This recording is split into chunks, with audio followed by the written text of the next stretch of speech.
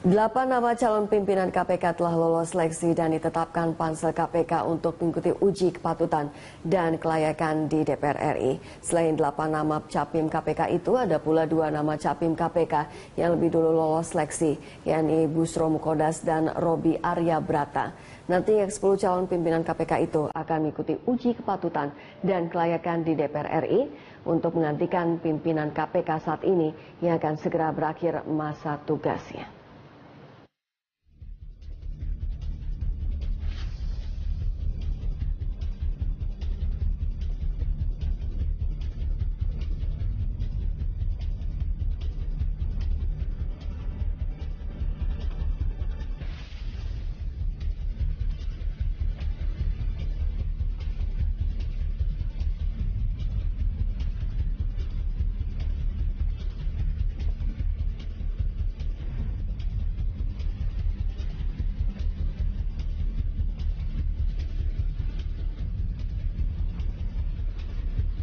Pemirsa, Komisi 3 melanjutkan rapat dengan panitia seleksi calon pimpinan KPK setelah kemarin tunda. Dalam rapat kali ini, Pansel KPK menjelaskan mengenai prosedur pemilihan 8 calon pimpinan KPK. Dan untuk mengetahui informasi selengkapnya, kita segera bergabung dengan reporter Pramadika Samudra dan juru kamera Dwinanto langsung dari gedung DPR RI Jakarta. Ya, Prama, apa saja agenda yang dibahas dalam rapat antara Komisi 3 DPR dengan Pansel KPK malam ini? Ya, Rima, rapat lanjutan antara anggota DPR Komisi 3 dengan panitia seleksi calon pimpinan KPK telah berlangsung. Rapat kali ini untuk persiapan tes uji fit and proper test yang nantinya akan digelar oleh DPR. Dan tadi sejumlah anggota DPR Komisi 3 mempersoalkan mengenai pembagian kriteria pada 8 nama calon pimpinan Komisi Pemberantasan Korupsi yang diloloskan oleh Capim KPK. Dan menurut pasal 26 ayat 2 nomor Undang-Undang nomor 30 tahun 2000 tentang KPK, hal tersebut dianggap menyalahi peraturan karena ada kriteria yang diberikan oleh Pansel KPK, diantaranya adalah bidang pencegahan, bidang penindakan, bidang manajemen, dan bidang supervisi, koordinasi, dan monitoring. Sementara untuk dalam pasal 26 ayat 2 dijelaskan susunan pimpinan KPK harus dapat membawai semua bidang, diantaranya adalah bidang pencegahan, bidang penindakan, bidang informasi dan data, serta bidang pengawasan internal dan pengaduan masyarakat. Namun hal tersebut telah dijawab oleh Betty Alicia Bana selaku Pansel KPK, di mana ia mengatakan bahwa kriteria atau kategori yang diberikan semata-mata adalah untuk memudahkan anggota DPR untuk memilih kombinasi yang tepat untuk calon pimpinan KPK sehingga nantinya dapat memperkuat KPK. Selain itu, tadi juga pimpinan sidang yaitu Beni Herman mempertanyakan soal kredibilitas Johan Budi sebagai pimpinan KPK, di mana ia menganggap bahwa Johan Budi dinilai tidak layak untuk menjadi calon pimpinan KPK karena pengalamannya yang kurang, dan memang sesuai dengan peraturan atau persyaratan pimpinan KPK, di mana ia harus berijazah sarjana hukum atau sarjana lain yang memiliki keahlian dan pengalaman sekurangnya 15 tahun dalam bidang hukum, ekonomi, keuangan, ataupun perbankan. Johan Budi dinilai tidak memenuhi syarat tersebut karena ia hanya memiliki pengalaman di bidang jurnalis selama 10 tahun dan juga 10 tahun di KPK dalam bidang menjadi juru bicara KPK. Namun hal tersebut dijawab oleh Pansel KPK, di mana ia menilai bahwa selama 10 tahun Johan Budi telah terjun di bidang hukum dengan menjadi jurnalis investigasi hukum di salah satu media besar di Indonesia, dan hal tersebut diharapkan bahwa Johan Budi dapat diloloskan menjadi salah satu calon pimpinan KPK. Prima. Ya, lalu apakah Anda memiliki informasi apakah sudah ada informasi kapan fit and proper test akan dilakukan, Prama? Ya, Rima, fit and proper test masih menunggu selesainya rapat ataupun persiapan ini, karena mengingat memang masih ada beberapa dokumen yang harus diselesaikan, karena tadi saja ada perubahan yang dilakukan oleh Pansel KPK Tadi Wakil Ketua Komisi 3 Beni Harman mempertanyakan mengenai alasan panitia seleksi meloloskan Laude Syarif menjadi calon pimpinan KPK karena ia menganggap bahwa Laude ini mengikuti atau menjadi narasumber dalam roadshow untuk pansel KPK. Dan ini yang menjadi pertanyaan dan dijawab bahwa Laude tidak mengikuti pada saat itu menjadi narasumber, dan karena itu dokumen harus dirubah, dan ini tentunya akan mengganggu jalannya persiapan fit and proper test. Dan besok diharapkan bahwa seluruh dokumen untuk persiapan fit and proper test dapat selesai, dan 8 nama tersebut sudah fix dan tidak ada perubahan lagi. Prima. Ya, baik. Prama, terima kasih atas laporan Anda, Pramadika Samudra, dan juru kamera Dwinanto langsung dari gedung DPR RI Jakarta. Panitia seleksi calon pimpinan KPK pada hari Rabu setelah hari Selasa ditunda. Dalam rapat itu, Pansel KPK menjelaskan mengenai prosedur pemilihan 8 calon pimpinan KPK. Rapat antara Panitia Seleksi Capim KPK dengan Komisi 3 DPR akhirnya kembali ditunda dan berakhir hanya sampai tanggapan anggota DPR. Rapat akan kembali dilanjutkan pada Kamis malam. Penyebab dari ditundanya rapat adalah bahan paparan pansel yang belum dibagikan kepada para anggota Komisi 3 sehingga menyulitkan para anggota Dewan untuk memberi tanggapan. Hanya pimpinan Komisi 3 DPR yang diberikan bahan laporan berisi proses dan profil 8 capim KPK. Sementara dalam sesi tanggapan, anggota Komisi 3 DPR banyak mempertanyakan masalah prosedur dan kepatuhan pansel pada Undang-Undang KPK dalam menggelar proses seleksi.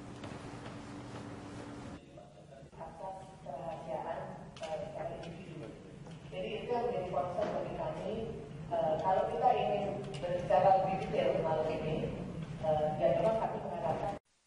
Terdakwa kasus dugaan suap Otto Cornelis Kaligis akan menjalani sidang pembacaan tuntutan di Pengadilan Negeri Tindak Pidana Korupsi. Jaksa mendakwa Kaligis menyuap majelis hakim dan seorang panitera yang menangani gugatan kliennya di Pengadilan Tata Usaha Negara Medan. Informasi selengkapnya akan disampaikan oleh reporter Tezar Aditya dan juru kamera Ganda Monte. Ya Tezar, apakah sidang pembacaan tuntutan OC Kaligis sudah dimulai? Ya, Egan, meskipun diagendakan pada pukul 9 tadi, hingga saat ini sekitar pukul setengah 12, sidang pembacaan tuntutan dengan terdakwa OC Kaligis yang dikenakan dugaan kasus suap terhadap hakim dan juga panitera PT UN Medan belum juga dimulai hingga saat ini. Dan Egan, ini seharusnya persidangan dijadwalkan berada di ruangan di belakang saya, namun hingga saat ini belum ada tanda-tanda akan dimulai, Egan.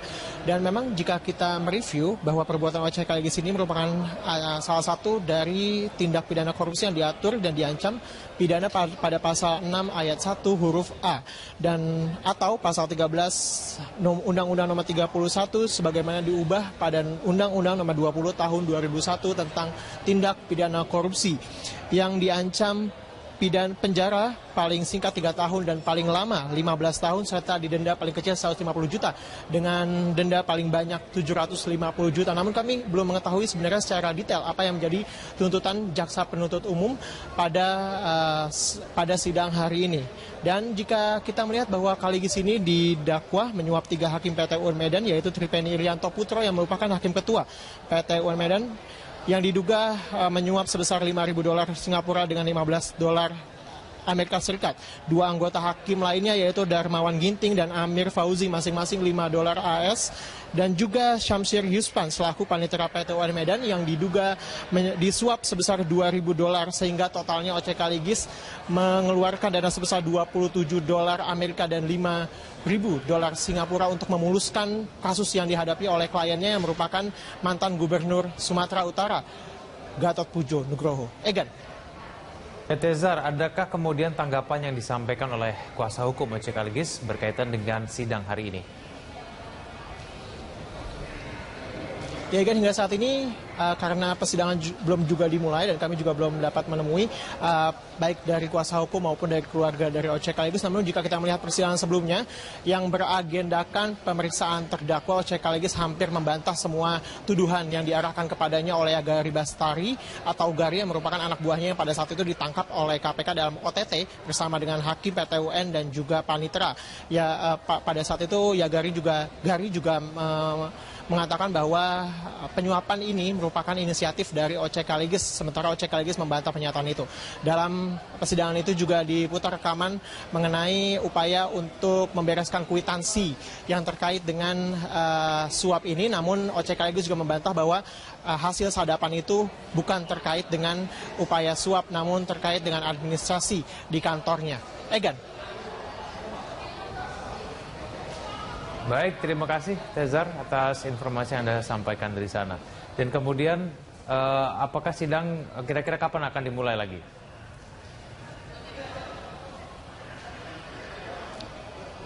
Ya, Egan, sebenarnya dalam persidangan Egan, memang dalam persidangan sebelumnya juga ada mantan asisten pengacara OC Kaligis Afrian Bonjol yang dihadirkan dalam pengadilan ini. Afrian mengaku dirinya pernah memerintahkan rekannya di kantor hukum milik pengacara OC Kaligis, Yurinda Tri Ahyuni alias Indah, untuk membuang handphone setelah Yagari Basara alias Gari tertangkap tangan oleh KPK. Menurut dari Afrian, perintah agar Indah membuang telepon genggamnya lantaran dirinya merasa khawatir rekannya itu akan disadap oleh lembaga anti rasuah KPK pasca operasi tangkap tangan terhadap hakim dan panitera PT UN Medan beserta Gari. Pada perkara dugaan suap hakim dan panitera PT UN Medan ini, Indah merupakan orang yang diduga menyimpan amplop di dalam buku. Amplop ini berisi uang yang diberikan kepada hakim dan panitera untuk memengaruhi putusan terkait dengan pengujian kewenangan Kejaksaan Tinggi Sumatera Utara.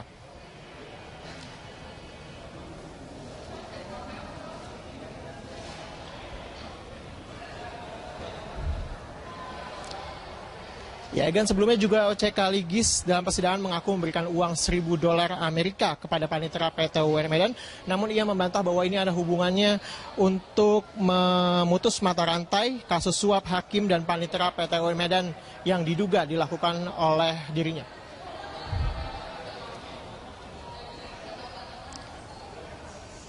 Panitera PT UN Medan Ahmad Fuad Lubis mengaku ada sejumlah skema untuk memutus mata rantai keterlibatan sejumlah pihak dalam kasus ini.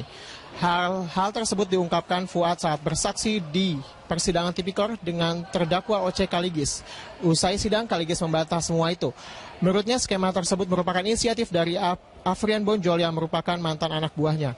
Dan menurut Kaligis, Afrian membawa-bawa namanya untuk mendapatkan klien bagi kantor hukum Afrian and Partners.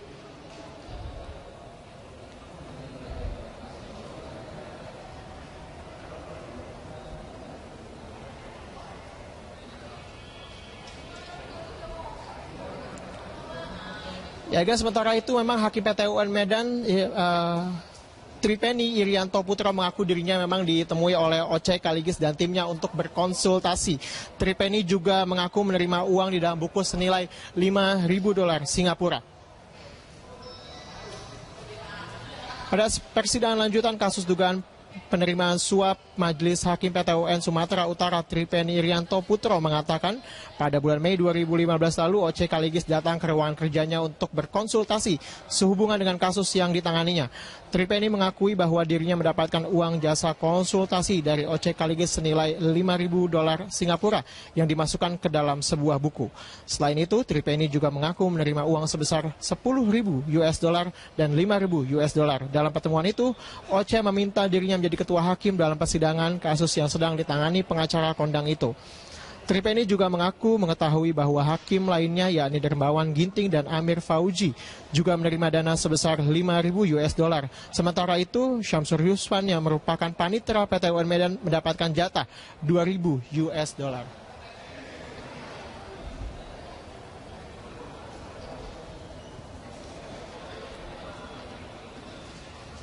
Ya, Egan, jika kita melihat sebelumnya memang kasus yang dihadapi OC Kaligis ini memang cukup membuat gempar dunia advokat dan juga dunia hukum, karena kita tahu bahwa OC Kaligis ini memiliki pengalaman di dunia hukum selama bertahun-tahun dan ini membuat dirinya, nama OC Kaligis ini tercoreng. Dan apakah ini adalah tanda bahwa karirnya di dunia hukum dan juga dunia perpolitikan akan berakhir?